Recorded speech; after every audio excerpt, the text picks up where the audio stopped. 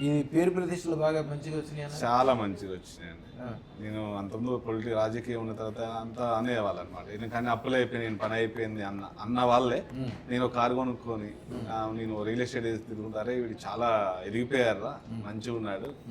ఎవరైతే ఆ రోజులలో ఎవరైతే మన గురించి చెడుగా అనుకున్నారు, సేమ్ టైం గురువు గారు మీ దగ్గరికి వచ్చిపోయిన తర్వాత ఎవరైతే మన మీద ఏడుస్తారని చెప్పినారు కదా, నేను ఆ ఎదుగుదల ఏడ్చేవాడైతే ఈరోజు జీరో అయిపోయాడు. అది మాత్రం వాస్తవం 100%. నేను ఎదుగుతుంటే వీడు ఎదగొద్దు అనేట ఒక అతను ఉంటాడు నాకు, కానీ అతను మాత్రం ఈరోజు జీరో. అంటే ఆ రోజు నేను పర్టికులర్గా అది క్యాప్చర్ చేసుకోలేను. ఇది అమ్మవారు ఎట్లా చేస్తుంటే, మీరు తప్పు చేసినా రైట్ చేసినా మీరే ఆవిడకి ఇష్టం, మిమ్మల్నే బాగు చేయాలి. మీకు శత్రువులనే ఉండకూడదు. మీ శత్రువులు ఎవరైనా ఉంటే వాళ్ళ రక్తాన్ని ఆవిడ పీల్చేస్తుంది.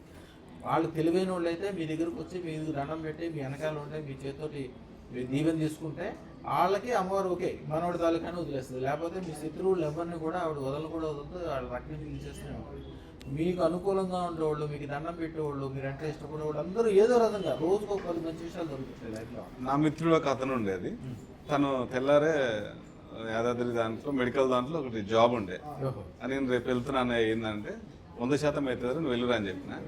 అయిపోయింది, దీవించి అంతే, ఓన్లీ బ్లెస్సింగ్స్.